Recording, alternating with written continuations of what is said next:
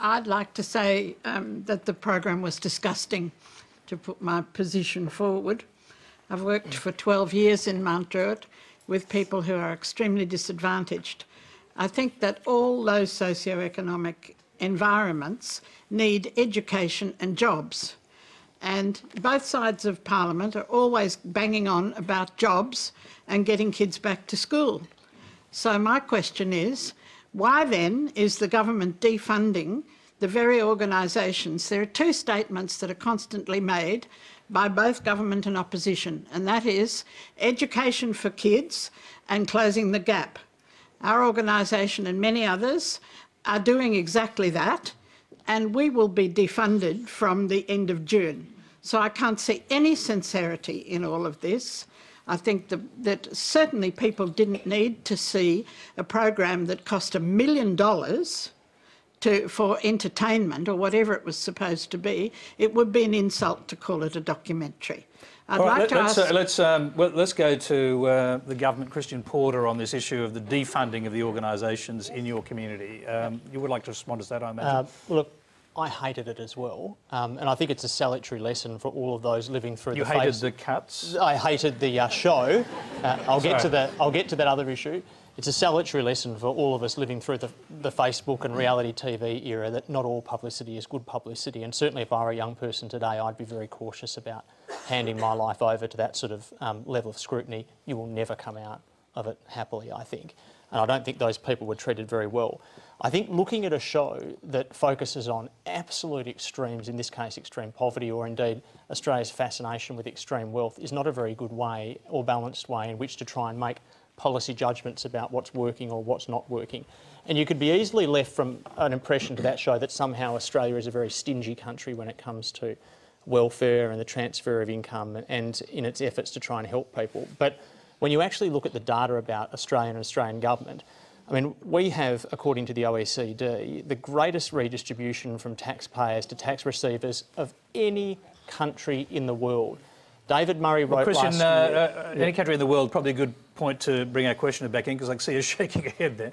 I'd like to know, as the Prime Minister's Parliamentary Secretary, will you fight to have funding returned to the organisations that are closing the gap and getting kids back to school? How many organisations are we talking about, Margaret? I beg your pardon? How many organisations are we talking about? We're talking about at least half a dozen organisations in Mt Druitt itself. That do what? What do those organisations do? I can speak specifically about Mt Druitt Learning Ground, which is closing the gap and in getting kids back to school. We've got 188 kids of the most disadvantaged families that you can possibly imagine getting back to school in the last 4 years. Kids who've been school refusers and who've been under chronic suspension and who are now doing very well. And that funding will go at the end of June, and it's wicked. All right.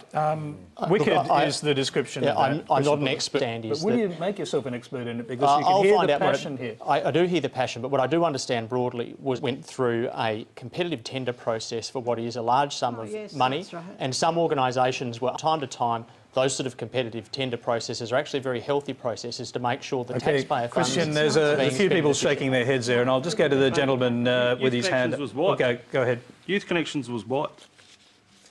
There's no retender, there's no replacement. When we've spoken to you people and you people, I'll say that, state and federal level, and there's no replacement.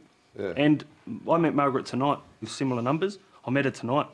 So we're typically that busy on the ground that we don't even know the lady next door doing the same thing. And briefly, Youth Connection deals with young people trying to get jobs. Well, it used to, yeah. No, it used to provide that and also alternative education settings. So an opportunity for those who are not surviving in the mainstream setting to still have an opportunity in a very, very different setting. All right, I'm just going to interrupt you there. Sorry, we might come back to you, but I just want to hear from our other politicians. Yeah. Jason Clare. That's a great question. Just first on the show, when I watched whole problems and drug abuse, and I thought to myself, this isn't unique to any part of Sydney or Australia. You could see it if you walk out of this studio within 5 minutes. And so my worry with the show is that it stigmatises one place, one suburb, and Mt Druitt suffered from that in the past. Anyone from Mt Druitt knows that. I'm from down around the corner, Cabramatta. And SBS did a show about Cabramatta a couple of years ago too, and my criticism of that was that it told the story of the problems of heroin and drugs. It didn't tell the story about the success and how things have turned around. Lots of programs have been cut, including Youth Connections, which you saw on the program. Emergency relief has been cut as well. That's the sort of money that if people need a $20 Woolies voucher because they can't feed their kids, or money for blankets or nappies. I've got organisations in my community that have been doing it for 50 years and it's just been cut. 250 million has been ripped out of that, and people will suffer as a result of that. On education, because we're talking about what's happening now, long term, education is the key. One of the things you find in a lot of our communities is a drop in low-skilled jobs. It's a trend that's been happening for a long time. It's only going to continue. There are going to be fewer jobs with low skills. That's why we need more and more people to finish school. We set ourselves a target of 90% across the country to finish school. But funny enough, you go to some suburbs and you'll find it's 100%. You go to other suburbs and it might be 50 or 60, 70%. That's where disadvantage will be entrenched unless we do something serious about what's happening in our schools. Okay.